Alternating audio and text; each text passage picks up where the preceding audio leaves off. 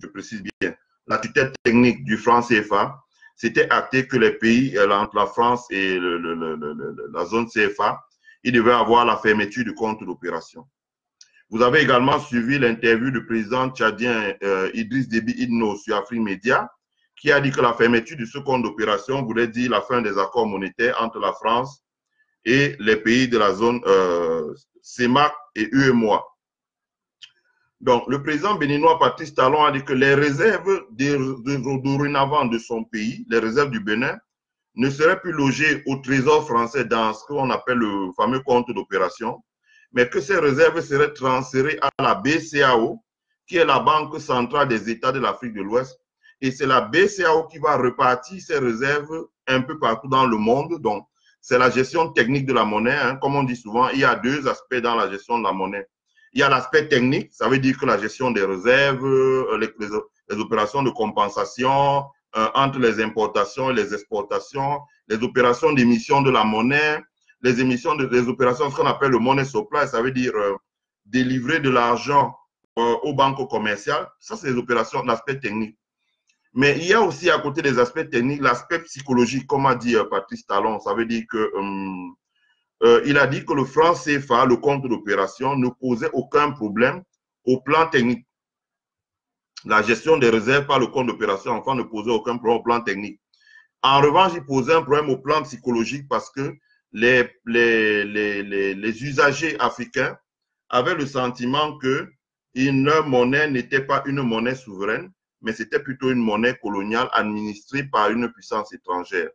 Donc, compte tenu de tout ce qui précède, Patrice Talon a émis le vœu que, voilà, que désormais, comme il y avait la fermeture du compte d'opération, que son pays puisse récupérer ses réserves et puisse lui-même administrer ces réserves-là. Voilà. Donc, pour prendre un exemple sur l'aspect technique, la Chine, par exemple, place une bonne partie de ses réserves dans les bons du Trésor et ce qu'on appelle les T-bills de l'État fédéral américain. Voilà. Pourtant, l'Amérique a d'énormes déficits. Voilà.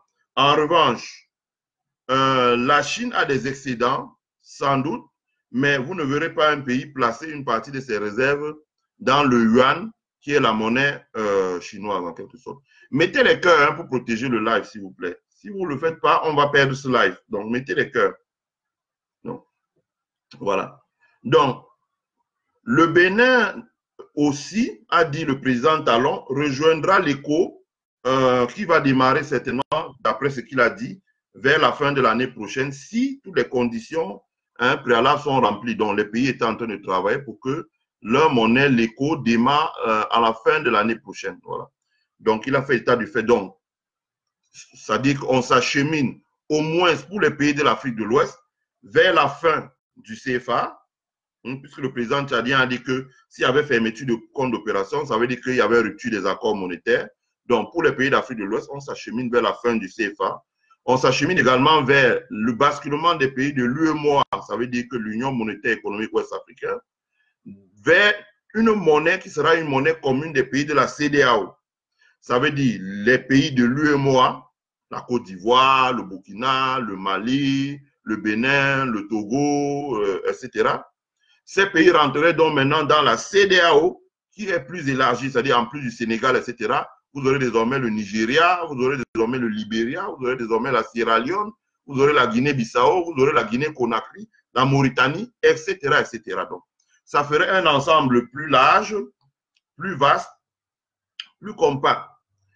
Autre chose que le président béninois Patrice Talon a révélé, c'est que le compte d'opération jusqu'à présent était rémunéré. Donc ça, on le savait peu. Moi-même, je ne le savais pas. Donc, j'ai fait des recherches, évidemment, sur le site du ministère de l'économie et des finances français. Ça y est, le compte d'opération était un compte rémunéré. Ça veut dire que les réserves que nos pays déposent au compte d'opération français, ces réserves-là, donc, étaient des réserves rémunérées. Voilà. C'est-à-dire que si nous déposions, par exemple, comme j'ai dit la dernière fois, 10 000 milliards, ces 10 000 milliards-là, la France va rémunérer les 10 000 milliards, par exemple, à 3%. Voilà. Elle va dire, voilà, vous avez déposé 10 000 milliards, je rémunère à 3%. Et au cas, et maintenant, comme nous allons fermer ce compte d'opération, les nouvelles banques qui vont pouvoir gérer, centrales qui vont pouvoir gérer nos réserves vont nous facturer les 3%. Ça veut dire qu'on aura un différentiel de 6% en valeur absolue. Donc, nous sommes, chacun pourra faire le calcul si nous sommes gagnants ou perdants. Au moins, sur ce point-là, déjà, nous sommes perdants sur l'aspect technique. Donc, Talon, lui, a tiré la conclusion que lui, de son côté, ça ne lui posait pas un problème, qu'on garde la gestion technique de la monnaie, ça ne lui posait pas un problème. Donc, ça, c'est important à dire. Ensuite, il a expliqué sans cesse que les pays de la CEDEAO, donc de l'UEMOA et des pays anglophones et luxophones, allaient créer leur propre monnaie. Donc, quand il dit leur propre monnaie, j'aimerais faire une précision ici, c'est que généralement, dans l'opinion publique chez nous, quand on parle de monnaie, les gens pensent qu'il s'agit du billet de banque. Je pense qu'il ne faudrait pas qu'on se trompe. Quand on parle de monnaie, les gens continuent à penser qu'il s'agit du billet de banque. Non, il ne s'agit pas du billet de banque. La monnaie, c'est un système monétaire qui regroupe l'ensemble des moyens de paiement et des institutions qui les gèrent. L'ensemble des moyens de paiement, le billet de banque est un moyen de paiement, la pièce de monnaie est un moyen de paiement, la carte magnétique de crédit ou bien de débit est un moyen de paiement, le flash cash, le gold check sont des moyens de paiement, la lettre de crédit est un moyen de paiement, l'effet de commerce est un moyen de paiement, le chèque simple, le chèque simplifié, le chèque certifié, tout ça, ce sont des moyens de paiement. L'ensemble des moyens de paiement, là, c'est la monnaie. Comme on dit, monnaie M1, monnaie M2, monnaie M3. Et ensuite, en plus de ces moyens de paiement, là, vous ajoutez à la monnaie les institutions qui gouvernent, qui organisent la circulation de la monnaie. Ça veut dire la banque centrale, ça veut dire les banques commerciales, ça veut dire les compagnies d'assurance, ça veut dire les compagnies de transfert, ça veut dire les compagnies, les caisses des établissements de microfinance, ça veut dire les caisses d'épargne, etc., etc., etc., etc. Et les organismes de régulation comme la COBA, tout ça, ça constitue ce qu'on appelle un système monétaire. C'est de ça qu'on parle quand on parle de monnaie, et non pas du billet avec la tête et la signature du gouverneur de la Banque centrale dessus. C'est important de faire la précision. Donc, le Patrice Talon a expliqué que les pays d'Afrique de l'Ouest allaient créer leur propre système monétaire qui allait être l'éco. Ça veut dire que les pays de l'UEMOA, le Nigeria, le Ghana, la Sierra Leone, le Libéria, allaient fermer leur banque centrale au profit d'une banque centrale supranationale, supra-communautaire, supra-régionale. Il y allait avoir une banque centrale qui allait arriver et qui allait consolider les opérations de tous les pays de la zone. Là.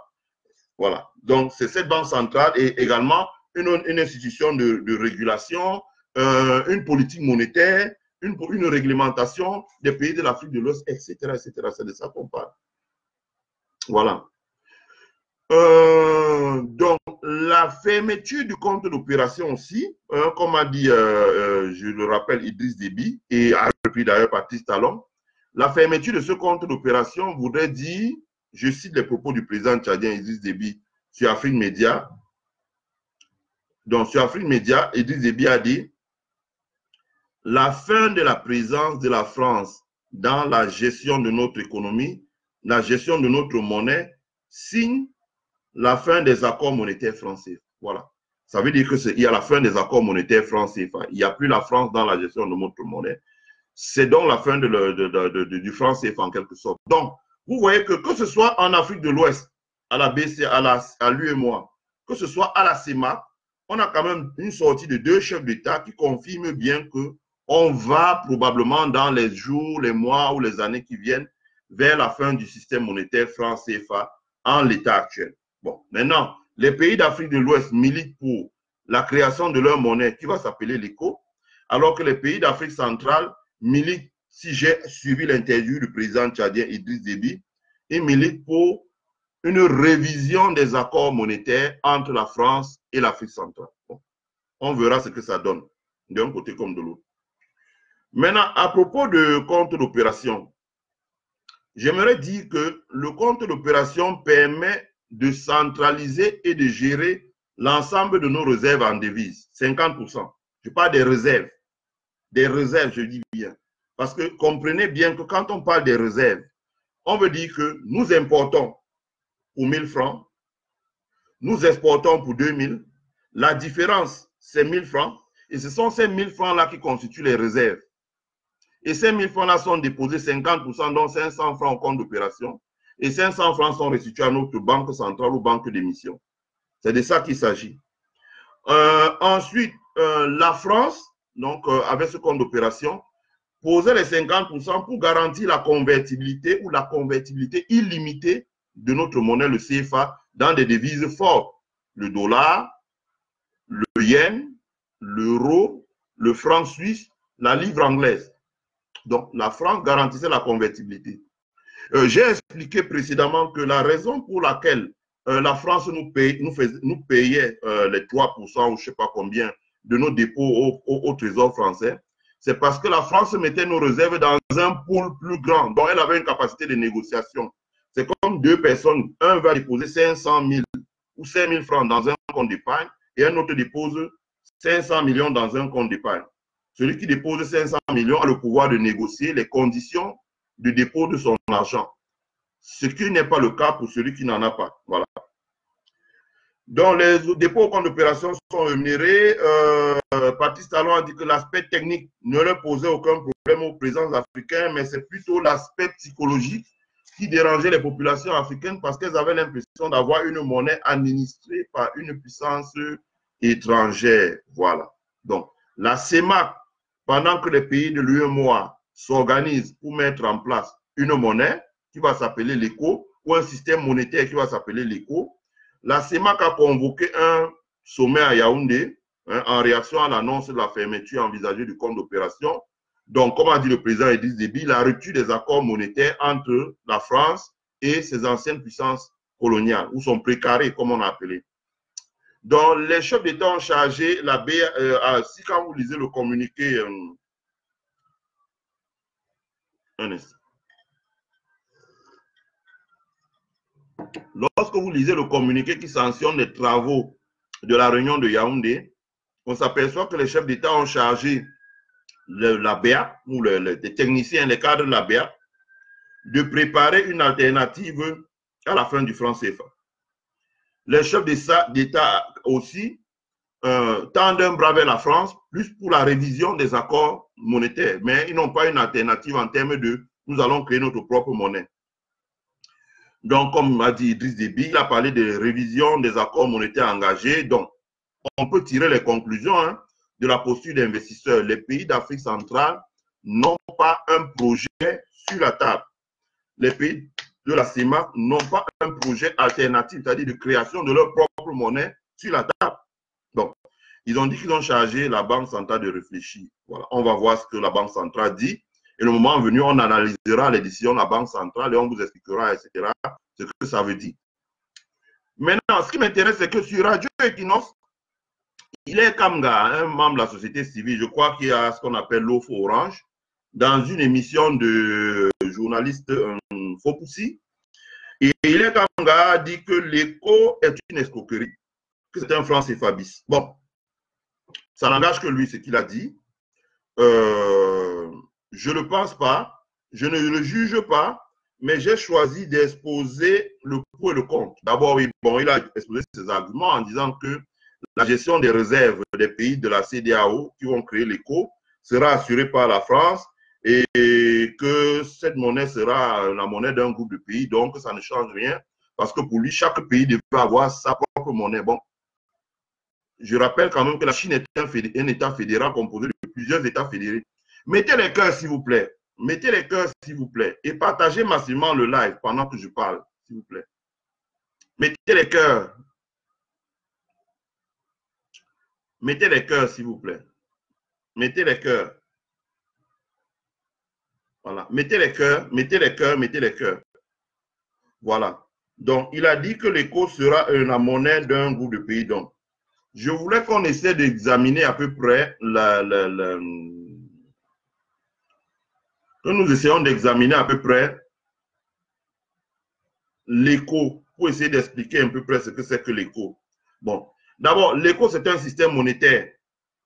L'éco qui va être créé en Afrique de l'Ouest, ce n'est pas le billet de banque. L'éco, c'est un système monétaire. C'est-à-dire le billet de banque peut être imprimé n'importe où. Il peut être imprimé en Afrique de l'Ouest, il peut être imprimé en France, il peut être imprimé aux États-Unis. Ce n'est pas ça qui est le plus important. L'éco, c'est un système monétaire, comme j'ai dit. C'est le système monétaire des États de la CEDEAO qui regroupe l'UEMOA plus les autres États comme le Nigeria, le Ghana, le Libéria, etc. L'éco aura une réglementation bancaire commune. Ça veut dire qu'il n'y aura plus de petites réglementations bancaires, chacun dans son pays. Ça va faciliter la tâche pour les hommes d'affaires. Ça va faciliter les tâches pour les banques commerciales, les entreprises de banques commerciales qui veulent s'installer dans divers pays. Ça va faciliter les tâches pour les opérations, les transactions financières. Parce que la réglementation sera une réglementation unique dans un espace où il y a près de 400 millions de personnes. Donc, voilà les avantages de l'éco. Une seule réglementation en matière de gouvernance de la monnaie. Voilà, c'est important. Ça va faciliter. Une seule parité unique dans tous les pays. Ça veut dire qu'il n'y aura plus la monnaie de la Guinée. Par exemple, un Guinéen qui vient à Abidjan vendre ses bœufs. Voilà, il faut qu'on lui donne des francs CFA. Il faut que quand il rentre en Guinée, il convertit les francs CFA pour avoir le franc guinéen, etc., etc., etc. Il n'y aura plus ça. Entre le Libéria et la Côte d'Ivoire, ils ont une frontière, mais les transactions sont difficiles parce que le Libéria a son dollar libérien, la Côte d'Ivoire a son franc CFA. Désormais, il va avoir une monnaie unique, une seule réglementation bancaire, une seule monnaie fiduciaire, ça veut dire le billet de banque. Il y aura un seul billet avec une seule valeur faciale, une seule monnaie structurale, les pièces de monnaie. Donc, on va harmoniser, le mot est important, on va harmoniser les systèmes monétaires. On va uniformiser le système monétaire. On va mettre une réglementation commune. Voilà. On va mettre un système de contrôle qui est un système commun. Les banques commerciales pourront facilement se déployer parce que ça va éliminer l'échange, ça va éliminer les commissions d'échange, la réglementation va être unique. Voilà, donc les banques commerciales vont pouvoir travailler plus facilement. Les compagnies d'assurance vont pouvoir travailler plus facilement. Les compagnies de transfert de fonds vont pouvoir travailler plus facilement. Dans un espace de près de 400 millions de personnes. Ça, c'est important. Voilà. Donc, comme je le dis, l'éco a des forces et des faiblesses. D'ailleurs, je l'ai dit dans un live précédent, l'éco a des forces et des faiblesses. Parlons d'abord des forces de l'éco. Les pays de la CEDEAO ont fait de gros efforts pour construire des infrastructures économiques. Les routes, les ponts, les barrages, les aéroports, les ports, etc., etc., etc. Elles ont fait de gros efforts pour essayer de moderniser leur économie, hein, d'essayer d'intégrer leur économie. Le marché domestique où va régner l'éco, c'est quand même 400 millions de personnes et plusieurs pays. Donc, plusieurs pays, ça veut dire que quand elles vont consolider leurs réserves, ces réserves seront assez importantes pour soutenir une monnaie. Les réserves du Nigeria, les réserves du Ghana, les réserves de la Côte d'Ivoire, les réserves du Sénégal, les réserves du Burkina, les réserves du Mali, les réserves du Bénin, les réserves du Togo, les réserves du Libéria, etc. Quand on met tout ça ensemble, ça fait quand même mieux que les réserves d'un pays seul comme le Rwanda ou comme l'Éthiopie. Donc ça, c'est important. L'éco va accélérer l'intégration monétaire des pays de la CEDEAO, comme je l'ai dit, parce qu'ils auront une seule réglementation, ils auront un seul droit des affaires, ils auront une seule réglementation, ils auront une seule régulation, ils auront un seul marché financier, etc., etc. Donc, ça va favoriser l'intégration économique des pays de l'Afrique de l'Ouest. Voilà. Les États de l'Afrique de l'Ouest ont fait de gros efforts en termes de libre circulation des personnes dans leur espace et des biens. Voilà. Ils ont mis en place le passeport commun. Ils ont mis en place un réseau routier. Comme je l'ai dit, on part de Lagos jusqu'à Cotonou, Lomé, Accra, même voire Abidjan sur une route bitumée. Et pourtant, entre Lagos et Douala, il n'y a pas une route bitumée. Donc, ça fait un problème. Donc, ils ont accéléré l'intégration. Non, vous n'avez qu'à voir les pays de l'Afrique de l'Ouest. Ils ont beaucoup de compagnies aériennes. Askai, ils ont Air Sénégal, ils ont Air Côte d'Ivoire. Ces compagnies aériennes arrivent à fleurir parce que dans leur espace, on a mis en place le passeport commun. Donc, lorsque les gens voyagent, ils n'ont pas besoin de faire des kilomètres pour prendre des visas. À l'inverse, un Camerounais qui habite à Maroua et qui veut se rendre à Brazzaville doit descendre jusqu'à Yaoundé pour prendre un visa avant d'aller à Brazzaville. Vous comprenez que ça réduit la propension des personnes de l'Afrique centrale à voyager dans les États membres de l'Afrique centrale. Donc, ça, c'est important. Les pays de l'Afrique de l'Ouest également ont fait beaucoup d'efforts en termes de transport ferroviaire. Le chemin de fer Cotonou-Niamey, le chemin de fer Abidjan-Ouagadougou, Bamako, etc. Ils ont fait des efforts en termes d'infrastructures routières. Ils ont fait des efforts en termes de port. Le port de Cotonou au Bénin permet de desservir le Nigeria. Une bonne partie des transactions qui vont des marchandises importées qui vont au Nigeria passent par Cotonou au Bénin. Le port d'Abidjan permet de desservir le Burkina, le Mali, etc., etc., etc., etc. Donc, ils ont fait de gros efforts d'intégration de leurs économies, les procédures, les coopérations entre les douanes, les systèmes harmonisés de douane, etc. Donc, de ce point de vue, les pays d'Afrique de l'Ouest sont en avance. Voilà. Donc, il y a également le co va permettre la suppression de plusieurs parités entre les monnaies. Comme je l'ai dit, la parité entre le cedi ghanéen et le franc CFA ivoirien, la parité entre le franc guinéen et le franc CFA sénégalais, la parité entre le naira du Nigeria et le franc CFA du Bénin. Ça va être supprimé. Désormais, tous les opérateurs économiques auront une seule monnaie, un seul coût. Ça va supprimer les opérations d'échange. Ça va éliminer le marché noir. Donc, en termes de transactions de change sur le marché noir donc, ou le marché informel, on voit ça beaucoup. Ceux qui ont déjà été à Lagos, ils voient qu'on voit ça beaucoup là-bas. Donc, ça va supprimer les opérations sur le marché noir. À partir du moment où ça va supprimer les opérations sur le marché noir, ça va ramener ces opérations dans le circuit formel et ça va permettre de consolider les économies. Voilà. Autre chose, les pays de l'Afrique de l'Ouest ont réussi à mettre sur place des grands groupes bancaires et d'assurance qui vont pouvoir couvrir la CEDEAO et qui sont des groupes bancaires à capitaux de la CEDEAO. Si vous prenez Atlantic Bank en Côte d'Ivoire, c'est un grand groupe bancaire d'Afrique de l'Ouest. Si vous prenez EcoBank au Togo, c'est un grand groupe bancaire qui est présent dans tous les pays d'Afrique de l'Ouest. Si vous prenez Bank of Africa, qui est originaire du Bénin, c'est un groupe qui est présent dans tous les pays d'Afrique de l'Ouest. Si vous prenez United Bank of Africa, UBA, c'est un groupe qui est présent, bancaire qui est présent dans tous les pays d'Afrique de l'Ouest. Si vous prenez NSIA, ivoirien, c'est un groupe d'assurance, une compagnie d'assurance qui est présent dans tous les pays d'Afrique de l'Ouest. Si vous prenez Coris Bank, si vous prenez Zenith Bank du Nigeria, ce sont des groupes bancaires qui sont présents dans tous les pays de l'Afrique de l'Ouest. Donc, ça vous donne une idée du fait qu'ils ont déjà réussi une intégration au niveau des banques commerciales et l'harmonisation de la régulation, de la législation, etc., vont permettre de booster l'activité des banques et de réduire le secteur informel parce qu'ils vont éliminer l'échange. Ensuite, les pays de l'Afrique de l'Ouest ont quand même des bourses de valeurs mobilières qui sont des bourses fortes. Vous avez la bourse d'Accra au Ghana, qui est une grande place boursière. Vous avez la bourse de Lagos au Nigeria, qui est une grande place boursière. Vous avez la bourse régionale des valeurs mobilières à Abidjan, qui est une grande place boursière. Donc, lorsqu'ils vont fusionner ces bourses-là pour faire une seule place boursière, ça va avoir un poids intense. Or, ce n'est pas le cas en Afrique centrale, où depuis 20 ans, la bourse régionale n'a jamais démarré. On a passé 20 ans à se quereller entre Douala et Libreville. Et aujourd'hui, on dit qu'il faut fusionner. Et même une fois qu'on a fusionné, les gens se regardent en chaîne de faïence et rien n'avance. Donc, ce n'est pas pareil. Donc, ça, c'est pour répondre à Hilaire Kamda. Autre chose, ils ont réussi à intégrer leur diaspora parce que dans cette bataille-là, il va falloir disposer des devises de deux choses pour garantir la solidité de la monnaie. Il y aura deux choses pour garantir la solidité de l'éco. Il y aura l'or et il y aura les réserves en devises. Il y a l'or et les réserves en devises, ça veut dire que l'argent, les monnaies fortes, le dollar, le yen, l'euro, le franc suisse, la livre anglaise. Bon.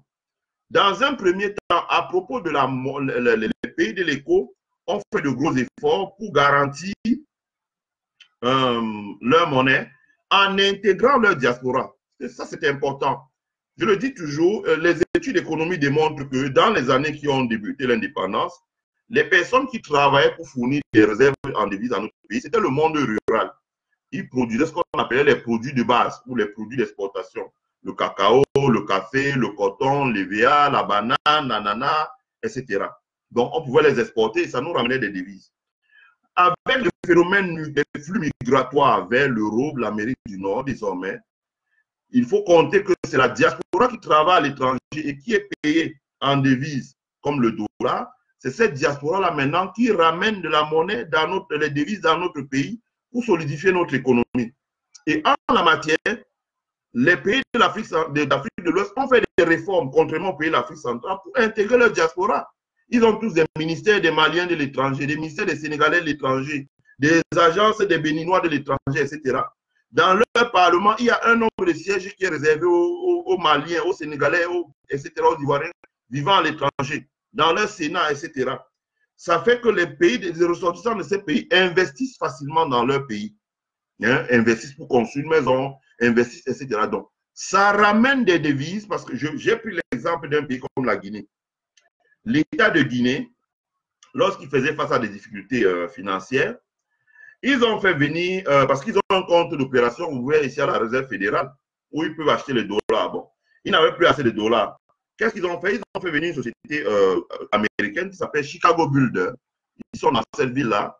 Et Chicago Builder est parti au Bénin. Mettez les cœurs, s'il vous plaît. Mettez les cœurs, mettez les cœurs, mettez les cœurs, mettez les cœurs. Ne regardez pas seulement, mettez les cœurs. Donc, ils ont fait venir une société qui s'appelle Chicago Builder. Et Chicago Builder a construit des logements destinés aux Guinéens vivant aux États-Unis. Donc, les Guinéens qui vivaient aux États-Unis pouvaient emprunter ou prendre leur épargne ou payer dans un compte d'opération à la Réserve fédérale américaine. Et cet argent donc allait dans les réserves de l'État de Guinée pour soutenir sa monnaie. Et les maisons étaient construites avec les outputs locaux en Guinée et vendus aux personnes de la diaspora. Donc, ça permet au pays de capter des devises. Bon, vous voyez donc les pays d'Afrique centrale ont intégré leur diaspora. Deuxièmement, il y a le stock d'or. Quand on regarde les pays d'Afrique de l'Ouest,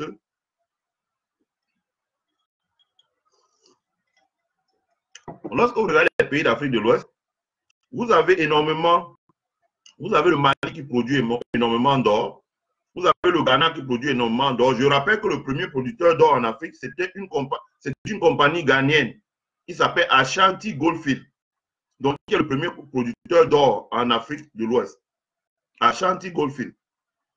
Donc, vous avez le Ghana qui produit de l'or, vous avez le Mali qui produit de l'or, vous avez le Burkina qui produit de l'or, vous avez la Côte d'Ivoire qui produit énormément d'or aussi, au pays baoulé, ici, là, qui produit énormément d'or. Vous avez le Libéria qui produit de l'or.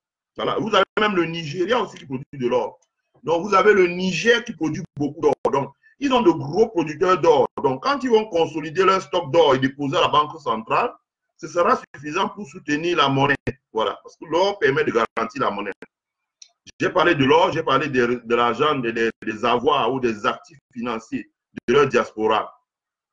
Je finirai aussi en parlant des pays d'Afrique de l'Ouest qui ont des grandes puissances exportatrices, notamment au niveau agricole, au niveau énergétique, au niveau minier. Au niveau agricole, la Côte d'Ivoire est une grande puissance exportatrice. Voilà. La Côte d'Ivoire est le premier producteur mondial de cacao, premier producteur mondial de café, etc. Ou deuxième ou troisième, la narcade, l'EVA, l'ananas, la banane. Idem pour le Ghana, qui est le numéro 2 dans la production du cacao, qui produit le café, la banane, l'EVA, etc. Le Nigeria est un grand producteur de pétrole, de gaz, grand producteur de pétrole, grand producteur de gaz. Le Libéria est un grand producteur de cuivre, de manganèse. Le Sénégal est un grand producteur d'arachide, de phosphate, de sel, de poisson, dont le thon, etc., etc., etc., etc. Donc, je m'arrête là. Le Mali est un grand producteur de coton. Le Burkina est un grand producteur de coton.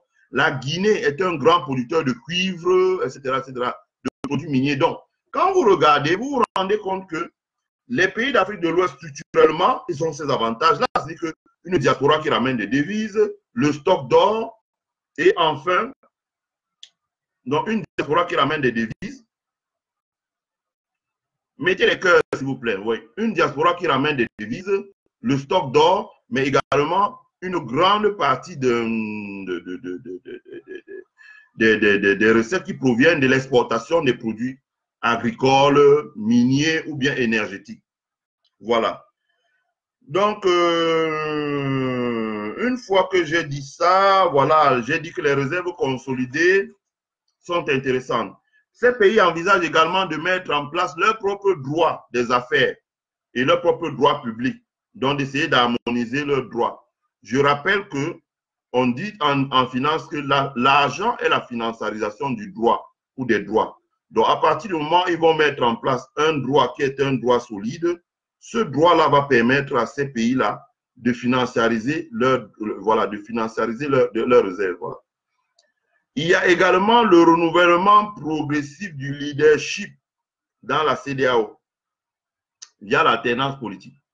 Donc, le Sénégal, le Nigeria, le Ghana, le Bénin, le Burkina et le Libéria. Voilà. Donc, on s'est rendu compte que ces pays ont renouvelé leur leadership ces dernières années. C'est important de le dire. Ça a un impact sur l'aspect, c'est ce que Talon a appelé l'aspect psychologique de la monnaie. Voilà. En revanche, l'ECO aussi a des faiblesses. Et l'une des faiblesses du projet ECO, c'est que la CEDEAO n'est pas un espace politique intégré. Voilà, ce n'est pas un espace politique intégré. À partir du moment où l'espace politique n'est pas intégré, c'est une faiblesse. Pour ceux qui peuvent, ils peuvent aller lire le dernier ouvrage de Joseph Stiglitz, qui fait la comparaison entre la zone euro, c'était entre la zone euro et la zone dollar. Voilà. Donc, la zone euro et la zone dollar. Les États-Unis ont une monnaie forte aussi parce que l'État fédéral américain est un État politiquement intégré. L'Europe a une monnaie alors qu'ils ont des actifs solides, mais la monnaie n'est pas bonne parce que l'Europe n'est pas intégrée. Il faut aller vers un État fédéral, ce qui n'est pas le cas en ce moment, mais je ne veux pas m'étendre trop là-dessus. Voilà. Donc, ce n'est pas une zone intégrée, donc chacun fait encore ce qu'il veut dans son coin. Bon, l'État, il doit aller vers un État fédéral. Il n'y a pas une institution fédérale unique, ça veut dire genre une Cour suprême, une Assemblée nationale unique de la CEDEAO, une Cour suprême, un Sénat, un président, un premier ministre, un gouvernement. Il n'y a pas ça dans la CEDEAO. Et partant de là, ça fragilise la monnaie d'un point de vue psychologique pour les investisseurs. Les investisseurs sont rassurés quand l'ensemble est homogène. Voilà. C'est pour ça que Patrice Talon a dit la monnaie a deux aspects. Donc, on risque de sortir vers l'aspect psychologique de la monnaie, qui est que notre monnaie était par le passé administrée par la France, pour entrer dans un aspect psychologique qui est que notre monnaie n'est pas la monnaie d'un État intégré. Donc, ça va pénaliser. C'est un des challenges que l'ECO doit faire face, aura fait face. Ensuite, il y a la présence de conflits armés dans la zone ECO. Hein. On a les difficultés qu'ils ont au Niger, les difficultés qu'ils ont au Mali, les difficultés qu'ils ont au Burkina, les difficultés qu'ils ont tout à fait résolues, mais ils ont fait des progrès. Les difficultés qu'ils ont en Guinée-Bissau, où il y a toujours la présence des conflits armés. Et je veux dire, vous voyez les États-Unis, vous ne voyez pas des conflits armés sur le territoire américain. Vous voyez l'Europe. L'Europe a tout fait pour mettre fin aux conflits armés aux portes de l'Europe, notamment en Yougoslavie. Voilà, vous voyez, etc.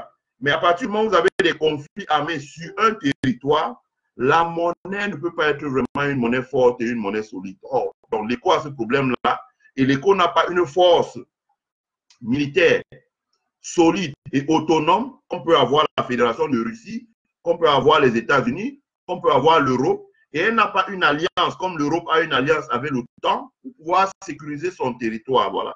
Donc, c'est une faiblesse qui va peser sur la monnaie et qui ne va pas rassurer les gens en termes de solidité la monnaie. Il faut également parler de l'intégration des peuples. Voilà, il faut du temps pour mettre en place l'intégration des peuples. Vous pouvez voir tout ce qui se passe en Côte d'Ivoire où on continue à dire « Ah, ça c'est les Burkinabés. Oh, les Burkinabés nous envahissent, etc. » Vous ne voyez pas ça en Europe, par exemple, entre les Français et les Allemands, ou entre les Anglais et les Français, ou entre les Belges et les Français, etc. C'est la libre circulation des personnes et des peuples. Il n'y a pas des études au faciès pour dire, bon, toi, tu serais Burkinabé, Burki, etc., etc., etc. Donc, tout ça, ça a un impact sur la monnaie. Ça a un impact sur la monnaie. Il faut l'intégration des peuples. C'est important. L'ECO n'a pas de politique budgétaire. Politique budgétaire, ça veut dire un système de taxation de la zone monétaire CEDEAO qui permet de prélever des impôts et d'utiliser ces impôts pour financer des dépenses. Ça veut dire les constructions dans le domaine de l'éducation, dans le domaine de la santé, dans le domaine des infrastructures, dans le domaine de l'énergie, dans le domaine de l'eau, etc., etc., etc., etc. Il n'y a pas un système supranational. Et le piège que l'éco aurait, ce serait éventuellement de tomber dans le piège dans lequel est tombé l'Europe. Parce que l'Europe n'avait pas un système de politique budgétaire de collecte d'argent. Qu'est-ce qu'ils ont fait? En Europe, on a remplacé ça par un système de politique monétaire à taux zéro. On a dit, voilà, quand les États empruntent pour réaliser des infrastructures, les prêts sont à taux zéro. Donc, la Banque centrale européenne a emprunté massivement au pays. Malheureusement, les pays ne parviennent pas à rembourser. Or, ça pèse maintenant sur la finance publique de ces pays-là. Et ça fait que les pays sont obligés de réaliser des coupes budgétaires pour pouvoir rembourser cet argent.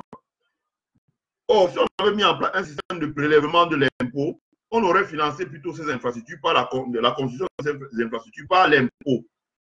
En plus, on aurait mis en place des programmes communs. Donc, il va falloir que c'est des challenges, hein, parce que je rappelle toujours, et je le dis toujours en privé, moi je ne le savais pas et je me suis aperçu quand je suis arrivé aux États-Unis. La raison pour laquelle le franc CFA a échoué, ce n'est pas parce que c'est la France. La raison pour laquelle le franc CFA a échoué, c'est parce que la France nous a donné une politique monétaire, mais il n'y avait pas une homogénéité politique et il n'y avait pas une politique budgétaire à côté de la politique monétaire. La politique budgétaire et la politique monétaire ont deux objectifs qui sont communs. C'est de stimuler l'économie, c'est de générer la croissance économique et l'emploi. Mais quand vous avez la politique monétaire sans la politique budgétaire, ça ne peut pas marcher. La politique monétaire devient inefficace. Je prends un exemple. La Banque centrale décide de baisser les taux, de donner les taux à taux zéro pour la construction du logement. Mais s'il n'y a pas une politique de l'État qui dit, bon voilà, je vais mettre l'argent sur la table pour qu'on aménage les espaces dans les communes, pour que les promoteurs immobiliers puissent construire facilement, je vais baisser les taxes, par exemple, sur les intrants qui permettent de construire le logement, ça ne va pas marcher. La décision de la Banque centrale restera caduque. Donc, il faut une politique budgétaire à côté d'une politique monétaire. On voit bien que la CEDEAO n'aura pas de politique budgétaire. Ça va être un handicap. Bon, voilà. J'ai aussi parlé le niveau des administrations locales, hein, où les infrastructures sont encore vétustes, c'est-à-dire les tribunaux, la justice, le système éducatif, hospitalier, les infrastructures de transport, etc. La sécurité, donc, c'est encore, on connaît nous-mêmes la qualité de nos infrastructures, les conditions dans lesquelles travaillent nos fonctionnaires. Ça, c'est une faiblesse. Voilà. Il y a aussi le défi de l'intégration du système éducatif, par exemple. Il est grand temps que dans nos pays, pour intégrer, par exemple, c'est bien de faire la CEDEAO, de dire, bon, on a une monnaie en haut avec une politique monétaire, mais en dessous, il faut une politique commune en termes d'éducation. C'est par exemple ce qui nous a manqué en CEMA. Il faut que le curriculum, ce qu'on appelle le curriculum ici en anglais, c'est-à-dire que quand vous allez à l'école, qu'est-ce qu'on vous enseigne? Qu'est-ce qu'on vous enseigne dans les salles de classe? Qu'est-ce que vous apprenez? Il faut un programme commun. Aux États-Unis, par exemple, il y a un État fédéral qui décide du curriculum qu'on va enseigner dans tous les États. Après, chaque université adapte ça. Il faudrait au moins ça pour que un diplôme délivré au Libéria soit valable en Côte d'Ivoire, un diplôme délivré au Nigeria soit valable au Sénégal. Qu'un diplôme d'avocat qu'on vous donne au Sénégal vous permet d'exercer au Libéria sans problème, vous permet d'exercer au Nigeria sans problème.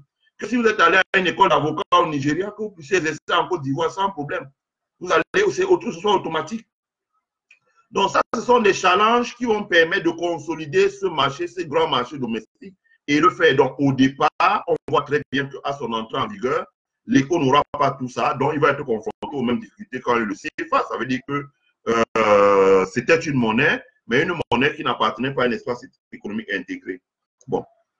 Une fois que j'ai dit ça, j'essaie d'examiner avec vous pourquoi la CEMAC, elle est en retard par rapport à la BCEAO. Parce qu'on voit très bien, le président Talon, qui a parlé pour les présidents de la CEDEAO, a dit, voilà, nous sommes prêts, le monde est sur place, Cyril Tafo. Cyril Tafo, mets les cœurs si tu veux protéger le live. Non, le Patrice Talon a dit, nous serons prêts, nous allons faire notre monnaie prochainement. Et dans le même temps, Idriss Déby, qui le palais pour l'Afrique centrale, a dit, nous avons chargé la Banque centrale d'étudier les alternatives et nous sollicitons la révision du système monétaire. Donc, on se rend compte que par rapport à la CEDEAO, la CEMAC est en retard. La CEMAC est en retard parce qu'il n'y a pas d'intégration économique, pas les infrastructures. Il n'y a pas d'infrastructure. Il n'y a pas une route qui relie Douala à Bangui, par exemple, une route bitumée. Il n'y a pas une route bitumée qui relie Douala en continu jusqu'à N'Djamena. Il n'y a pas une route bitumée qui relie Douala jusqu'à Brazzaville. Il y a peut-être une route bitumée qui va relier Douala jusqu'à Malabo, peut-être Libreville, mais ça suffit. Il n'y a pas une infrastructure partie de Douala à Sao Tomé Principe, par exemple. Voilà. La CEMAC a un petit marché domestique. C'est 40 millions de consommateurs. Quand la CEDEAO à côté a 400 millions de consommateurs et plus. Donc la CEMAC a un petit marché domestique. Il n'y a que le Cameroun là-dedans qui fait 25 millions. Le reste des pays là, c'est 1, 2 millions, maxi 4 millions ou 5 millions pour les autres. La CEMAC n'a pas mis en place la libre circulation des personnes. Par exemple, avoir une pièce d'identité unique, avoir un passeport unique CEMAC, etc. La CEMAC n'a pas pu mettre ça en place. On devrait avoir un passeport unique CEMAC et supprimer les visas. Pour que, par exemple, vous voyez en Europe, est-ce que quand quelqu'un en France se déplace pour aller en Belgique, il prend un visa quelque part en route, ou bien on l'arrête pour dire qu'on va tamponner son passeport? Il circule. Parce que s'il y a un passeport européen, le passeport est un passeport européen, la carte d'identité est une carte d'identité européenne. On peut même maintenir que bon, l'identification est faite par les États, mais le passeport est fait par la CEMAC. Ce n'est pas le cas encore en ce moment. La libre circulation des marchandises. Vous voyez même vous-même la multiplicité des barrages routiers, les multiplicités des contrôles, etc., les tracasseries, l'absence des infrastructures pour qu'on travaille en continu. Il n'y a pas les infrastructures de chemin de fer qui permettent de relier les États à la CEMAC. Mettez les cœurs, mettez les cœurs, mettez les cœurs, mettez les cœurs, s'il vous plaît. Ne regardez pas seulement le live, mettez les cœurs aussi, sinon ça va couper. Mettez les cœurs, s'il vous plaît. Mettez les cœurs, mettez les cœurs. Luc Camto, mets les cœurs, s'il te plaît. Mets les cœurs, mets les cœurs. C'est moi qui parle et qui met les cœurs en même temps. Non, la CEMAC n'a pas les infrastructures communes qui permettent voilà, mettez les cœurs. Oui. La CEMAC n'a pas les infrastructures qui permettent de favoriser la libre circulation des marchandises. Voilà.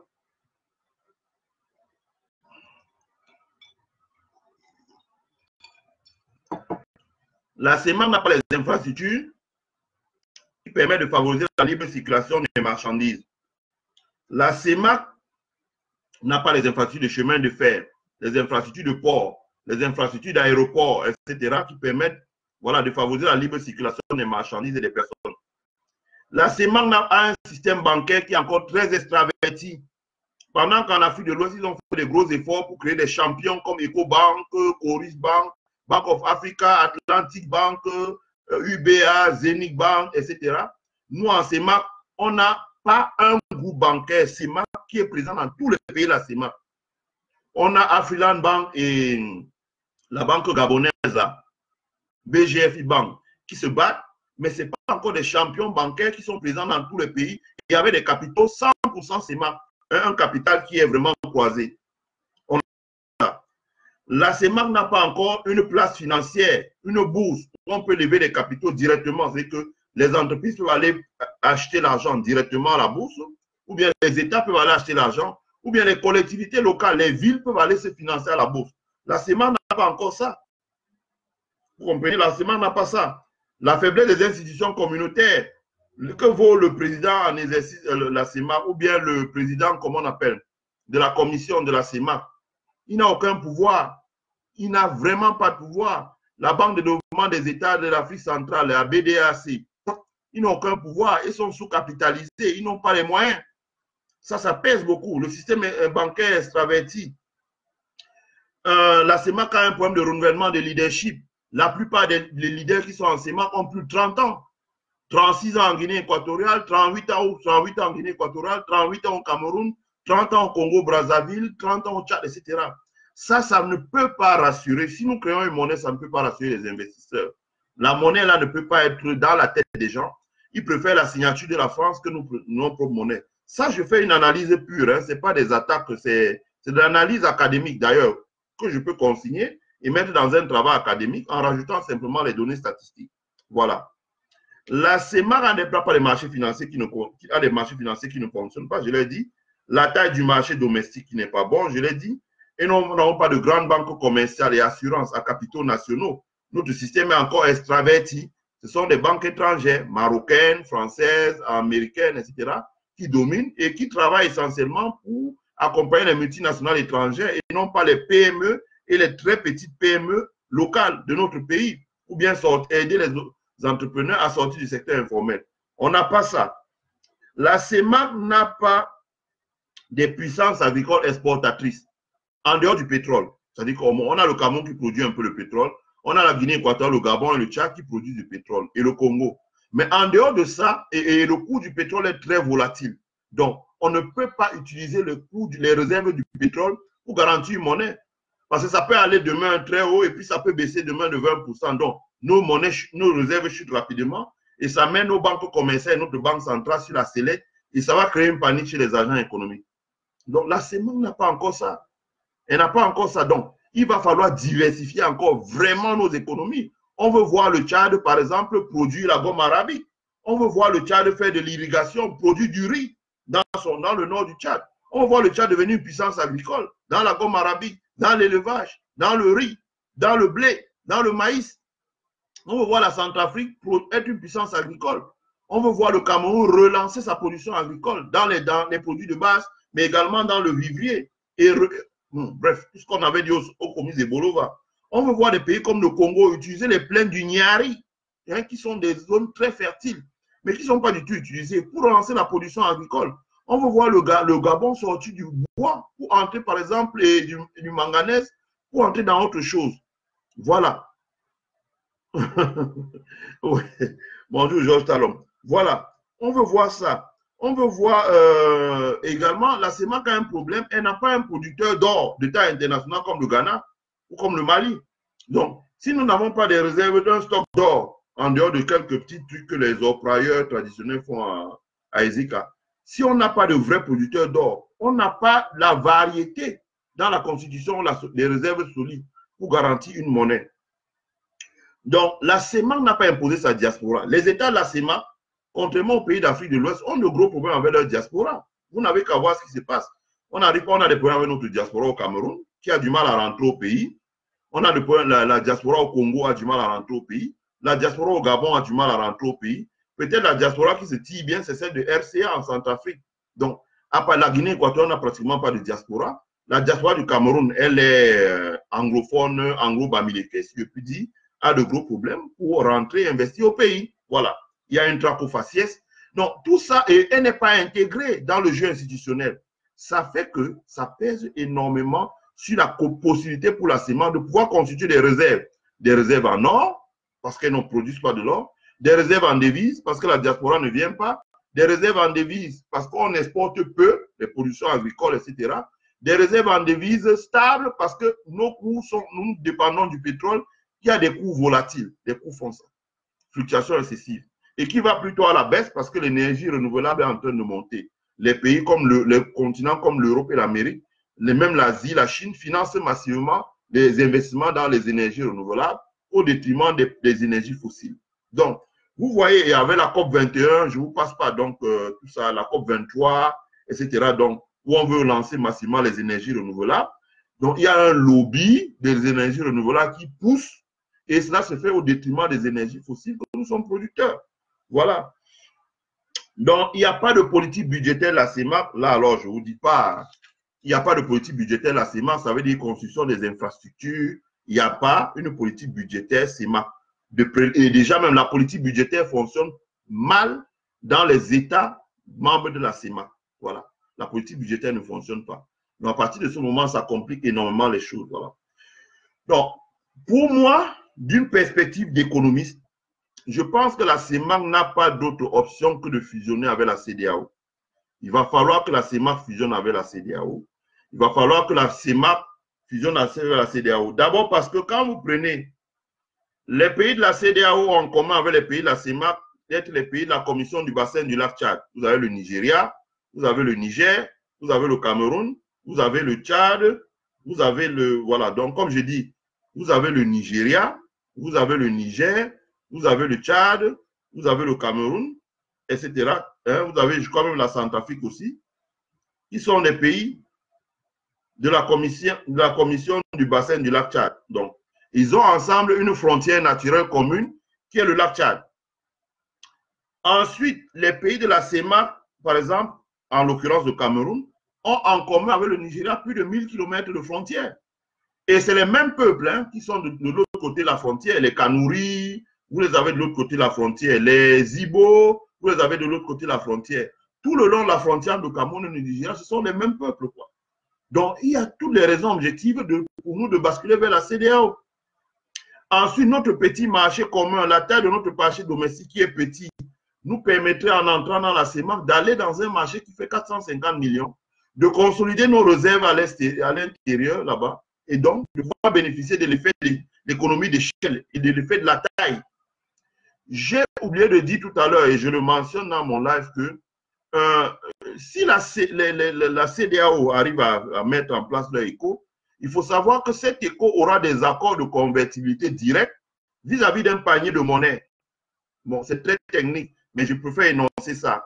Après, ceux qui veulent me poser la question, je vais répondre là hors du live. C'est-à-dire que, par exemple, ils pourront signer des accords avec la Chine, la Russie, l'Inde, le Brésil, etc., la Turquie, pour qu'ils déterminent un système de calcul des parités entre leur monnaie, l'éco, et les monnaies, par exemple, la Turquie.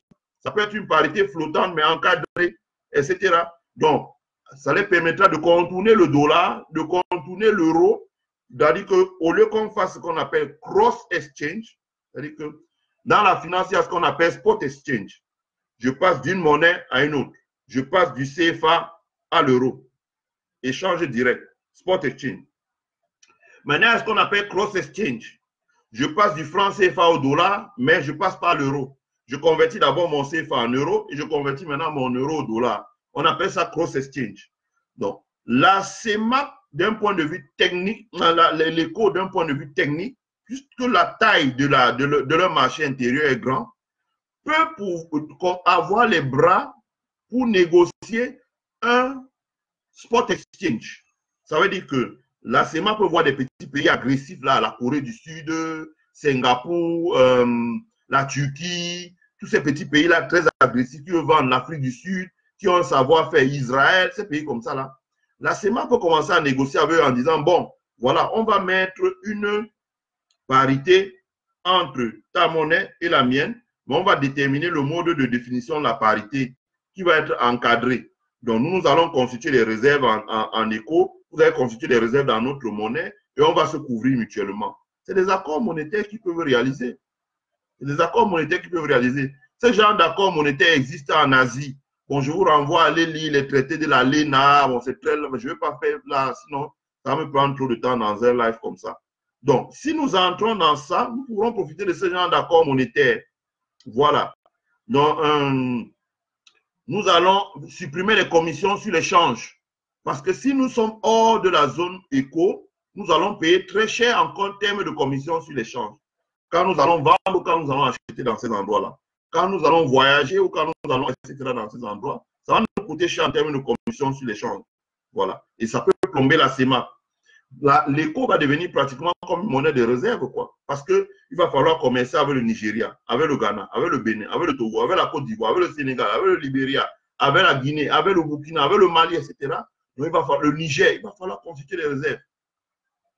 L'éco va devenir pratiquement comme une réserve. Or, si nous entrons dans l'éco, nous profitons de cela. Voilà. Donc, les dévaluations compétitives. Nous savons nous-mêmes comment le Nigeria nous impose des dévaluations compétitives. C'est-à-dire qu'à l'approche des rentrées scolaires, le Nigeria procède à des dévaluations compétitives de sa monnaie, qui fait que les produits nigérians arrivent sur notre marché très moins cher. Voilà. Donc, ce qui va se passer, c'est que l'éco sera certainement sous-évalué si nous restons dans le CFA. Et à partir de ce moment, les produits en provenance de Côte d'Ivoire, en provenance du Sénégal, en provenance du Nigeria, en provenance du Ghana, qui vont voler les produits cosmétiques, les produits chocolatés, les biscuits, les serviettes hygiéniques, tous ces pays-là qui arrivent, les produits cosmétiques, bref, les pièces détachées, tous ces pays qui arrivent des pays de l'Afrique de l'Ouest, risquent d'arriver dans les pays de la CEMAC à des prix très moins chers. Et ça va pénaliser nos industriels. Beaucoup vont aller encore en faillite. C'est-à-dire qu'on va avoir le même phénomène qu'on a connu quand on a eu les produits qui arrivaient de Chine. Donc, il est impératif pour notre pays, les pays de la CEMAC, de fusionner avec les pays de la CEDEAO. Ensuite, donc, j'ai parlé du Nigeria qui a une très grande frontière naturelle avec les pays de la CEMAC. L'autre alternative pour les pays de la CEMAC, pour qu'eux puissent bénéficier de l'effet de la taille, c'était de rejoindre la CEAC. Or, malheureusement, bon, moi j'ai fait des recherches sur la CEAC. Hein. C'est un projet. C'est un projet qui avait initié à l'époque par Mobutu. Et depuis que Mobutu est mort, le projet est mort, comme il est mort. Voilà. Et c'était un projet qui aurait pu être intéressant parce que la RD Congo revient. Elle va avoir des réserves à peu près de 90 milliards de dollars. L'Angola revient, c'est une grande puissance pétrolière. Elle est en train de restructurer son économie. Le nouveau président Joao Lourenço est en train de restructurer son économie. La RDC est en train de mettre de l'ordre dans le cobalt et le secteur du cobalt et du coltan. Donc, elle va pouvoir raffiner le cobalt et le coltan désormais en RDC. Les investisseurs étrangers, américains, coréens, allemands, européens, et non plus envoyer le produit, la matière première en Chine pour que ce soit raffiné en Chine et exporté aux États-Unis. Donc, à terme, l'Angola, la RDC seront de grosses puissances exportatrices qui seront détentrices d'énormément de réserves en dollars et en euros surtout, et en yens japonais. Donc, il y a l'urgence ou la nécessité pour notre pays de nous joindre à ces pays là-bas. Malheureusement, on voit très bien que la CDA, la RDC est plus chaud et l'Angola sont plus chauds pour aller vers la SADC. Or, la RDC nous aura amené un marché interne de 100 millions, l'Angola 30 millions. Plus nos 40 millions, ça aurait fait 170 millions, qui sera à peu près la moitié de la CEDEAO. Malheureusement, on ne pourra pas bénéficier de cet effet de taille. Donc, moi, je ne vois pas d'autre alternative pour nous que d'entrer dans la CEDEAO. Voilà, voilà, donc la CEMAC est un peu isolée par rapport à la SADC. Et ensuite, la CEMAC n'a pas une puissance militaire, une puissance de feu. Je veux dire que le Nigeria est une puissance de feu. L'Angola est une puissance de feu. La CEMAC n'a pas une puissance de feu. Le Tchad n'est pas vraiment une puissance de feu, quoi. Le Cameroun non plus n'est pas une puissance de feu. Donc, ça complique les choses, mais il va falloir voir ça. Donc, quel avenir économique et monétaire pour le Cameroun? L'avenir économique et monétaire pour le Cameroun, moi, je vois une chose, le Cameroun doit sortir la CEMAC pour entrer dans la CEDEAO. Certes, c'est un discours que ne tiennent pas encore les officiels camerounais, mais je doute fort que dans leur tête, ils n'y pensent pas encore. Je dis que c'est un discours que ne tiennent pas encore les officiels camerounais, mais je doute fort que dans leur tête, ils n'y pensent pas encore. Le Cameroun doit sortir de la CEMAC pour entrer, de la CEDEAO pour entrer, de la CEMAC pour entrer dans la CEDEAO. Nous n'avons plus rien à gagner à rester dans la CEMAC, même avec une révision des accords monétaires, pour toutes les raisons que je vous ai expliquées dans mon live là. Nous avons tout intérêt à entrer dans la zone monétaire CEMAC. Il y va de notre intérêt, entrer dans la zone monétaire CEMAC. Voilà, CEDEAO. Voilà. Le Cameroun partage avec le Nigeria 1000 km, plus de 1000 km de frontières. Ce sont les mêmes peuples qui vivent de part et d'autre de la frontière. Le Cameroun doit entrer dans la CEMAC. Il parle anglais le long de la frontière, il parle le Kanouri, il parle le Haoussa, il parle le etc., etc. Ce sont les frères, nous avons intérêt, nous sommes plus proches d'un grand géant comme le Nigeria que d'aller, je ne sais pas moi. Je dis souvent, comment pouvez-vous comprendre que le Sénégal, avec Dakar, qui est à 6 heures de vol de Lagos, va avoir la même monnaie que le Nigeria et le Cameroun qui est juste à côté, avec une frontière commune, des peuples communs, ne va pas avoir la même monnaie. Mais ça va créer des problèmes. Ça va créer des problèmes. Il faudrait que le Cameroun sorte de la CEMAC et entre dans l'éco et se plie aux critères de convergence de l'éco et entre dans l'éco. Je veux dire que si même le régime qui est là, si Paul Biya qui est là ne le fait pas, il va falloir que le prochain président, dans les 30 jours suivant sa prise de fonction, s'envole pour Lagos au Nigeria, à Abuja au Nigeria, s'envole pour Abidjan en Côte d'Ivoire, s'envole pour Dakar au Sénégal, et puis Accra au Ghana, dialogue avec ses collègues et dit, nous sommes disposés avant la fin de l'année d'entrer dans l'éco. On met en place des trucs, on fait des réformes rapidement on satisfait aux critères de convergence et on bascule dans l'éco. Ça, c'est important. Il faut que nous entrions dans l'éco. Je le dis encore, le nouveau président dans notre pays va devoir s'envoler rapidement pour Abuja, Accra, Lagos, Abidjan et Dakar et dialoguer avec ses confrères et dire voilà, je vous donne les gages que d'ici la fin de l'année, nous allons satisfaire aux critères de convergence et entrer dans l'éco. Voilà. Donc, il faut entrer dans l'éco rapidement. C'est salutaire et salvateur pour nous. Si aussi nous entrons dans l'éco, les entrepreneurs de la CEMAC du Cameroun auront accès à un grand marché de 400 millions de consommateurs. Quoi. Nos banques auront accès à un grand marché de 400 millions de consommateurs et il y aura la même réglementation. Les African Bank là, vont devoir se déployer très rapidement dans tous les pays, dans ces marchés-là. Nous pourrons créer des grands champions nationaux de la banque. Nous pourrons créer des grands champions nationaux de l'assurance. Nous allons pouvoir consolider la bourse de Douala qui est engluée dans les querelles avec le Gabon, le Congo, les histoires vraiment, on ne sait pas trop. On va pouvoir arrimer notre bourse désormais à la grande bourse d'Afrique de la CEDEAO qui va regrouper le Nigeria avec de gros actifs financiers, qui va regrouper le Ghana, qui va regrouper la Côte d'Ivoire, qui va regrouper le Sénégal. Donc, ça va être salutaire pour nous. Je vais dire, on va jouer dans la cour des grands. Si nous entrons dans la CEDEAO, nous allons jouer dans la cour des grands au lieu de nous enfermer dans un petit cocon là. Nous allons aller, nous nous donnons les moyens d'aller jouer dans la cour des grands. Donc, il va falloir entrer dans la CEDEAO. Voilà. Ça va ouvrir les opportunités pour nos hommes d'affaires. Ça va nous permettre de reformer notre secteur bancaire qui est essentiellement extraverti, dominé par les multinationales étrangères qui viennent essentiellement financer l'import au sport, qui ne créent pas des produits pour financer les petites entreprises. Regardez ici aux États-Unis, les banques vont lever les capitaux. Bon, je ne vais pas. Il y a beaucoup de choses que si je vais y aller là, ça prendrait beaucoup de temps.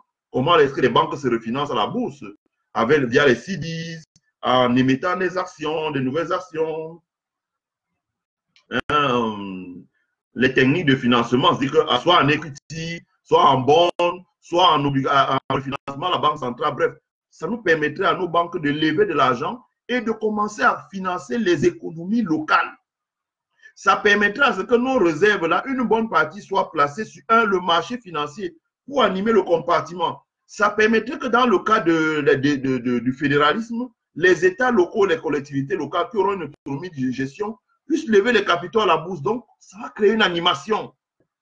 Or, le Cameroun tout seul, ou avec les pays de la CEMAC, il n'y a pas d'infrastructure, il n'y a pas d'intégration, ça ne va pas, ça va nous peser très lourd. Donc, il faut que nous allions vers l'éco. Notre avenir, c'est d'aller vers l'éco. C'est d'entrer vers l'éco. C'est de sortir la CEMAC sans état d'âme. Bon, peut-être Paul Biya ne le fera pas pour les raisons que je ne vais pas dire là. Mais le prochain président qui vient, en tout cas, si c'est le président Maurice Kamto, il faut que rapidement il sorte de la CEMAC et qu'il aille vers l'éco. On a quand même mis combien de frontières au Nigeria. Il s'envole vers Abuja. Il voit le président nigérien, il dit bon, bro, c'est comment? Bon, voilà. Il prend le même avion le même jour, il descend à Accra au Ghana, et puis il dort, demain il descend à Abidjan en Côte d'Ivoire, et puis l'après-midi, il s'envole pour Dakar au Sénégal. Et le soir, il rentre chez lui. Voilà. Quand il rentre chez lui, il dit voilà, nous allons sortir du CFA, nous allons entrer dans l'éco. Et on bascule vers l'éco. Il faut. Voilà. Donc, ça va permettre aussi la libre circulation des hommes et des marchandises parce qu'ils ont déjà les infrastructures pour créer le passeport CEMAC. Nous allons nous connecter, le passeport CEDEAO, nous allons nous connecter simplement et satisfaire aux critères de convergence qu'ils ont mis en place. Donc, ça va permettre d'intégrer notre économie à un marché de près de 400 millions de consommateurs. Voilà. Et dans cette affaire-là, même le pays, la CEMAC qui intéresse ces pays-là. Et je dis une chose, si le Cameroun entre dans la CEMAC, c'est que les autres pays de la CEMAC n'auront pas le choix. En l'occurrence, le Tchad, la Guinée équatoriale, le Gabon n'auront pas le choix que de rejoindre la CEMAC. La Centrafrique pourra encore dire, bon, je vais aller vers la SADC. La RD Congo encore, le Congo-Brazzaville pourra encore dire, je vais aller vers la SADC. Mais les pays comme le Tchad ne pourra pas faire l'économie. Il est juste à côté du Niger. La Guinée équatoriale, le Gabon, la Sao Tomé, ils vont aussi basculer vers la CEMAC. Et ça va nous faire un ensemble intégré qui est solide. Vous comprenez? Nous allons éviter de subir les effets de la dévaluation compétitive parce que nous serons déjà à l'intérieur. S'il y a des dévaluations compétitives, ça va servir à notre économie. Ça va éliminer les conversions de change. Ça va faciliter la comptabilité des entreprises, la comptabilité des banques, la comptabilité des institutions financières comme les assurances, les sociétés de transfert de fonds, etc. Il n'y aura plus de transfert de fonds. Voilà, il faut faire des convertibilités, calculer le coût, c'est combien à la bourse. Le transfert de fonds va marcher. Si tu es Express Union, tu pourras faire le transfert de fonds jusqu'à Dakar au Sénégal, par exemple. Donc, c'est des décisions stratégiques que nous devons prendre. Voilà, Gaston, tu arrives à la fin. Voilà, nous devons éviter ça. Voilà, nous devons utiliser, ça va nous permettre d'utiliser les marchés financiers, la CEDEAO, pour lever les fonds. Voilà, donc comme j'ai dit, l'avenir de la CEMAC va se trouver dans l'avenir du Cameroun, à mon humble avis, se trouve dans la CEDEAO. Voilà. Et j'ai exposé les arguments pour. Voilà. Donc, je m'en vais lire un peu les réactions des gens et répondre. Il y a quelqu'un qui dit, en gros, l'éco sera un super franc CFA élargi principalement. Non, Bams Binam, je ne vais pas répondre à ta question parce que ça m'énerve. J'ai passé quand même 1 heure de temps là à expliquer que l'éco ne sera pas un large franc CFA. Et j'ai donné les raisons. Mais si tu ne veux pas comprendre, c'est ton problème. Je ne vais pas m'attarder dessus. Ça, c'est la provocation. J'ai l'habitude. De Benelux Loco dit, merci, tu es un visionnaire. Oh, je te remercie, mon cher frère. On ne me dit pas ça souvent. Bambinam dit, une monnaie transnationale n'a de chance de réussite que si les économies concernées respectent un certain nombre de critères permettant une convergence économique, car une trop grosse différence économique provoque des déséquilibres qui, à long terme, déstabilisent la monnaie. Je suis d'accord avec toi, Bambinam. C'est ce que j'ai dit. Dans les faiblesses que j'ai de l'éco, j'ai exposé cela. J'ai dit, voilà les faiblesses de l'éco.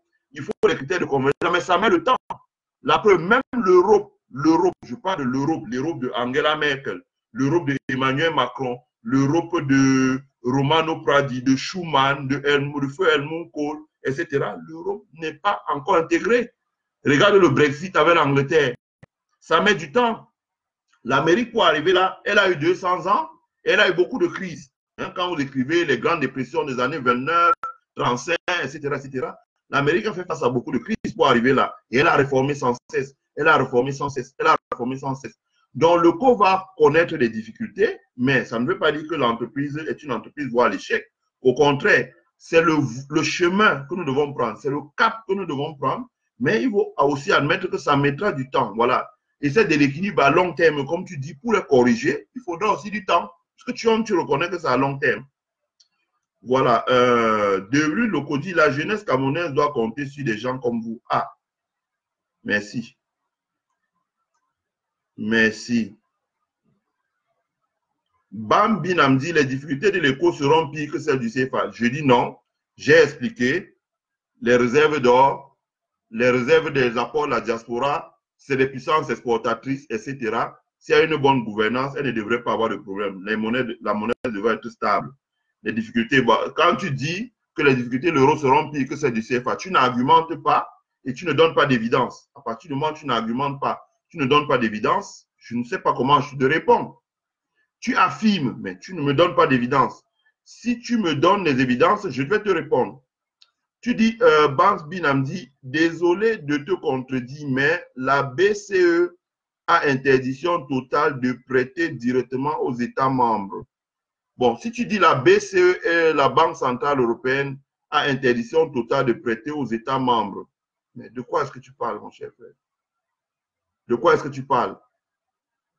Tu connais, toi, un pays au monde où la Banque Centrale prête directement aux États membres? Je ne sais pas. Excusez-moi.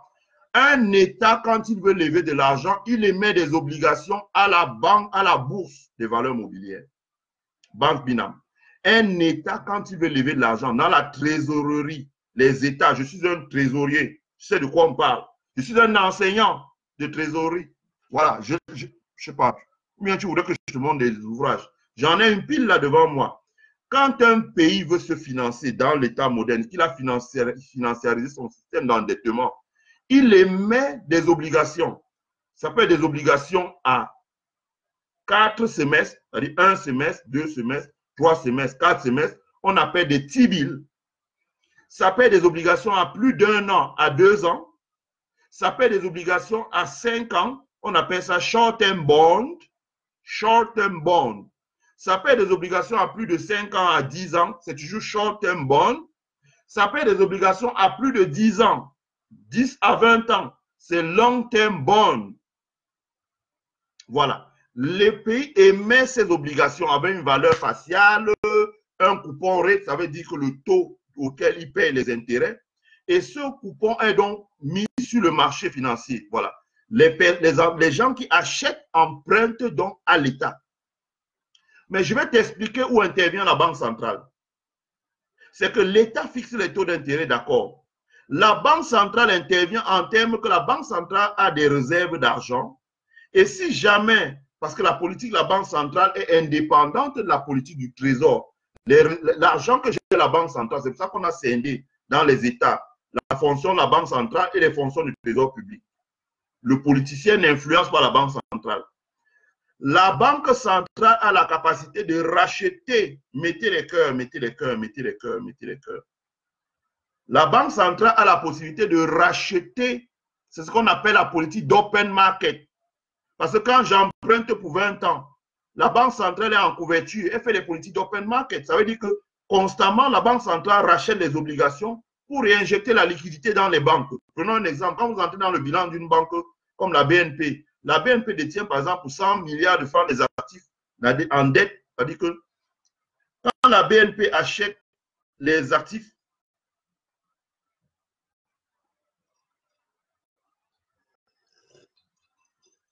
lorsque la BNP achète la dette de l'État français, mettez les cœurs, lorsque la BNP achète la dette de l'État français, dans la comptabilité de la BNP, la dette de l'État français est un actif, est un asset. Donc, quand la BNP détient la dette de l'État français, s'il arrive que la BNP est short en liquidité, est court en liquidité, n'a pas assez de liquidité pour servir sa clientèle, elle va procéder à la vente de ces actions sur les marchés financiers. Mais très souvent, la Banque centrale procède au rachat de cette dette-là et elle les garde, de ces titres, elle les garde et ça injecte la liquidité dans l'économie. C'est pour te répondre quand tu dis que la banque centrale ne prête pas directement. Si la Banque centrale prête, autre chose, la Banque centrale a des guichets, elle prête aux banques. Voilà, elle prête aux banques. Si les obligations de l'État peuvent être achetées par la Banque centrale, ben, ça veut dire que la Banque centrale injecte finance l'État. Mais la Banque centrale, oui, ne va pas donner directement l'argent à l'État comme ça en disant, voilà, crédit, tu me rembourses tant.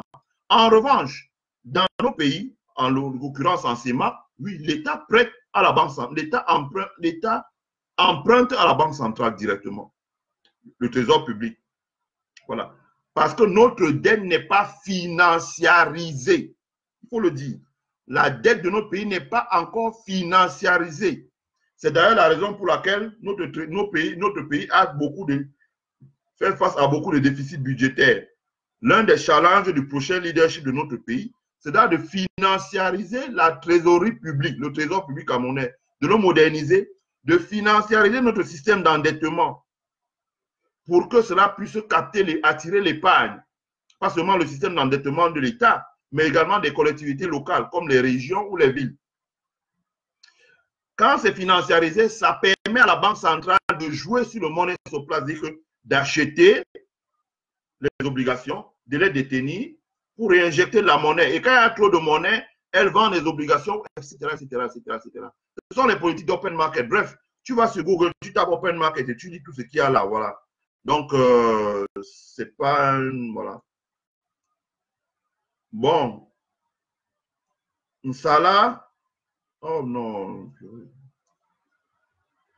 Nsama l'a dit, effectivement, la zone CEMAC n'a que des royaumes au nom des républiques, sans limite des mandats, et cela décourage, voilà, cela décourage les investisseurs. Exemple, Nsama là, c'est un handicap, la trop longue longévité, l'absence d'alternance, les investisseurs n'aiment pas ça. En termes de risque pays, les agences de rating ne le disent pas, mais dans tous les rapports de rating, ils disent voilà, c'est un handicap, etc., etc.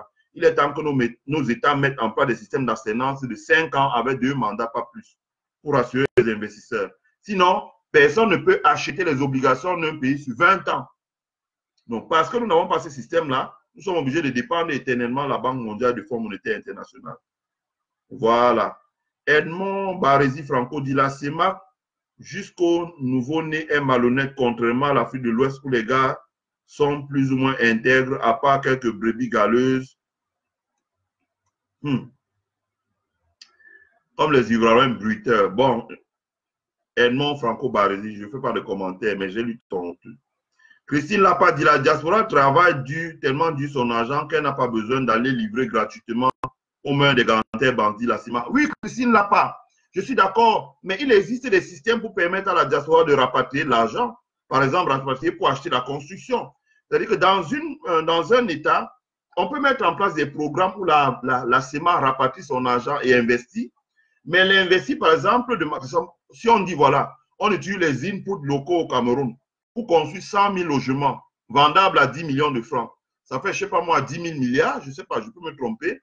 Mais si maintenant, on les destine la moitié à la vente à la diaspora, ça fait 5 000 milliards.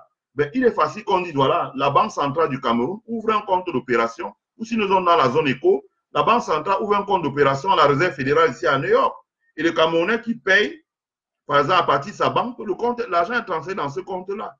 À partir du moment où l'argent passe d'un truc à l'autre, ça devient la propriété de notre pays. Et notre banque centrale, qui est une banque d'émission, peut imprimer la monnaie locale, la concurrence de cet argent-là, pour payer les promoteurs immobiliers locaux. C'est dans ce sens-là que je dis qu'il y a des politiques, hein, il suffit de regarder des pays comme l'Inde, comme la Chine, ils ont des politiques qui permettent à la diaspora de rapatrier les devises sous forme d'investissement et non pas de consommation. Il y a beaucoup de choses. On fera un live dessus, je vous expliquerai beaucoup de choses. Donc, voilà. Christian Goudi, that is true. Okay, thank you, my friend. Bambi Namdi, la fusion de l'UEMOA et la CIMAC est effectivement la solution idoine. Ou à défaut, le Cameroun abandonne la CIMAC pour l'UEMOA. Bambi Nam, pour la CEDEAO, on ne peut plus se tenir à l'écart du géant voisin nigérian, du géant Ghana. Et voilà, on doit intégrer le Ghana de l'or, le Ghana du cacao, le Ghana du pétrole, le Ghana, etc.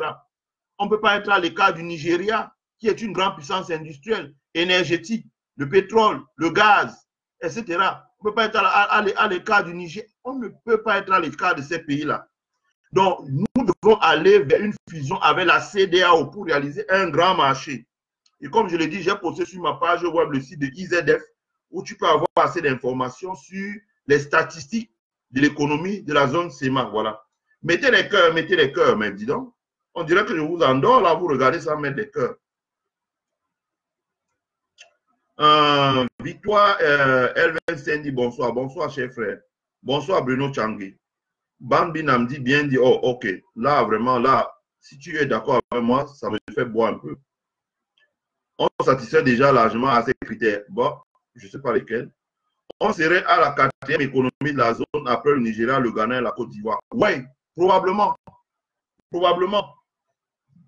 Voilà, c'est pour ça que je dis que le Cameroun a tout intérêt d'entrer dans cette zone économique. Parce que si on entre dans cette zone économique, comme tu le dis, Banks Binam, on serait la 4e économie. Ça veut dire qu'on aurait le Nigeria devant, oui. On aurait le Ghana devant nous, oui. On aurait la Côte d'Ivoire. Nous, on serait devant le Sénégal. Non, on serait la 4e économie. À partir de ce moment, ça va aussi nous donner de l'émulation. Je veux dire, les Camerounais, c'est des compétiteurs. Le Cameroun n'a pas peur, voyons. Au foot, on est capable d'aller battre le Nigeria à Lagos dans une finale de Coupe d'Afrique sur le stade à Surulere où les Okwaradji sont morts. Ce n'est pas les affaires qui nous font peur. Les Camerounais sont des compétiteurs, des gagneurs. On est capable d'aller décrocher des marchés, d'étendre nos banques, les Afriland Bank là, et autre chose. Donc, il faut entrer dans ces choses-là. Au lieu de s'enfermer dans la CEMAC qui est moribond, qui ne décolle pas. Je veux dire, la vie, ce n'est pas trop les états d'âme à ce niveau-là.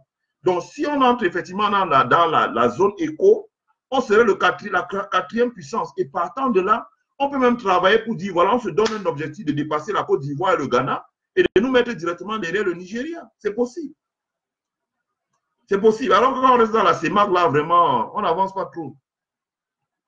Voilà, on dépassera rapidement la Côte d'Ivoire en termes de PIB exact si on relance notre agriculture. Si on intègre notre diaspora qui a des capitaux énormes, plus que la Côte d'Ivoire, mais très rapidement l'économie décolle.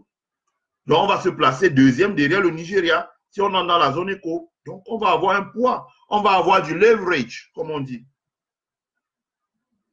Bon, on va laisser les sorciers dans... Oh non. Bambi, je ne lis pas ton commentaire là. Il faudrait ouvrir l'antenne à la fin de ton exposé. Ok. je penserai à ça. Je pense que à la prochaine fois, je vais épingler un numéro WhatsApp et donc les gens pourront appeler sur le numéro WhatsApp. Voilà. Bonjour Jimmy Algerino, une star du Paris Saint-Germain que j'avais plaisir à regarder au Parc des Princes. Voilà, bonjour. C'est difficile d'argumenter via ce biais. Ouais, Bambi, la prochaine fois, on va permettre que les gens appellent via WhatsApp. Voilà. Jean-François Chewa, tout cela est possible si et seulement si la volonté politique y est, surtout si les liens néocoloniaux et français-africains sont rompus et brisés. Jean-François Chewa, je suis d'accord avec toi, je ne te le fais pas dire. Bambinam, c'est le marché financier et non l'État qui fixe les taux d'intérêt des obligations. Non, Bambinam, il y a ce qu'on appelle market rate et coupon rate. Coupon rate, c'est l'État qui fixe, c'est la valeur des intérêts. En revanche, et c'est ça qui est intéressant dans les obligations, les obligations sont tradable, comme on dit, c'est-à-dire que négociables, c'est des titres négociables sur les marchés. Hein? Il y a deux manières de lever l'argent. Soit tu passes ce qu'on appelle une note en anglais, je ne sais pas comment je vais dire ça en français, note, ou bien ça peut être effet de commerce, je crois, mais ça, la note n'est pas tradable, c'est-à-dire qu'on ne peut pas l'échanger, on ne peut pas le vendre, passer d'une main à une autre. En revanche, il y a ce qu'on appelle les obligations. Dans les obligations, c'est l'État qui détermine le montant de l'intérêt qu'il paye semi-annuellement, chaque semestre. En revanche, comme les obligations sont négociables, quand elles sont sur les marchés financiers, la valeur des obligations dépend de l'offre et de la demande. Donc, à partir de ce moment, c'est le marché qui fixe la valeur qu'on appelle le yield, qui est le taux d'intérêt du marché, et non pas le taux d'intérêt facial, qui est sur le coupon que tu as acheté. Donc, tu as le coupon, tu as la valeur faciale qui ne bouge pas, tu as le coupon rate qui ne bouge pas. Ça, c'est l'État qui fixe. Maintenant, quand il est trade sur le marché, donc il est négociable sur le marché, tu as le yield qui bouge parce que c'est le marché qui détermine, et tu as la market value, donc la valeur du marché qui bouge parce que c'est le marché qui détermine.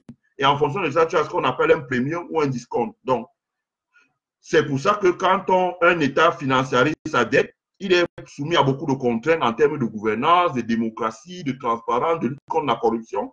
Et c'est parce que nos dirigeants ne veulent pas avoir cette pression qu'ils ne veulent pas financiariser leur dette. Cincinnati Emmanuel dit, tu as dit que le Cameroun devra être une puissance agricole. Mais étant donné le système en place qui ne favorise pas déjà les petits agriculteurs et le manque d'infrastructures qui fait déjà défaut, les conditions de douane qui ne sont pas favorables, mon ami, il faudrait restructurer avant de se lancer. Oui, Cincinnati Emmanuel, on est d'accord. On est d'accord. On est d'accord.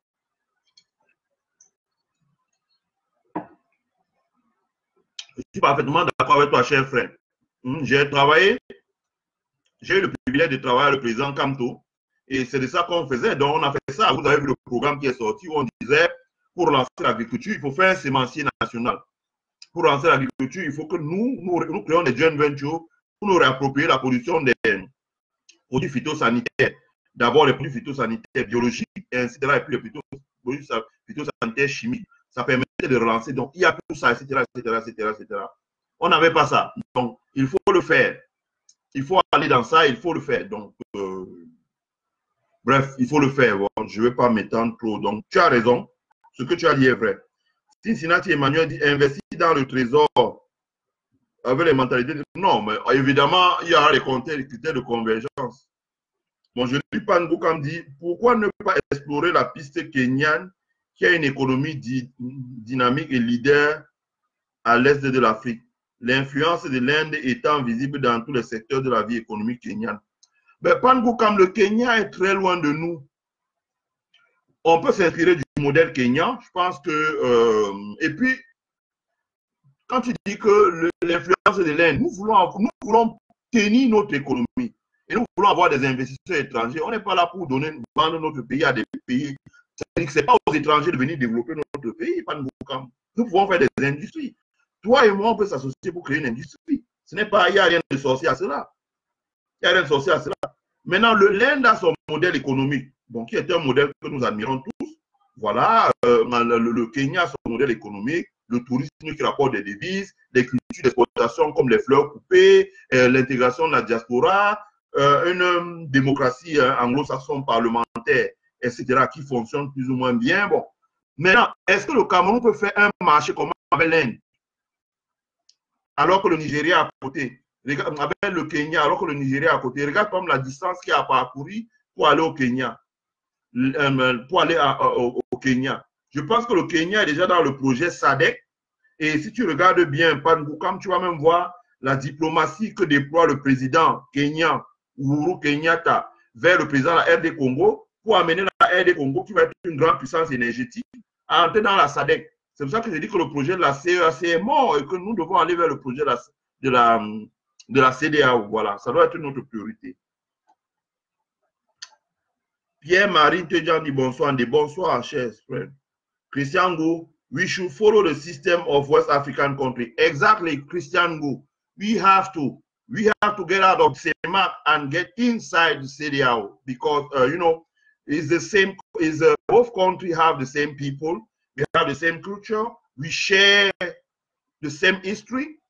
Remember, in the past time, when you look at history book in a country or geography map in a country like Germany, there was a road that they used to call the Gold Coast Road, where people were coming from Germany, were going down on the country which you call today Ghana, who was by that time the Gold Coast, and from the Gold Coast they were doing trade. They were buying raw material and selling manufactured product from Ghana until Cameroon, what you call now Grassfield.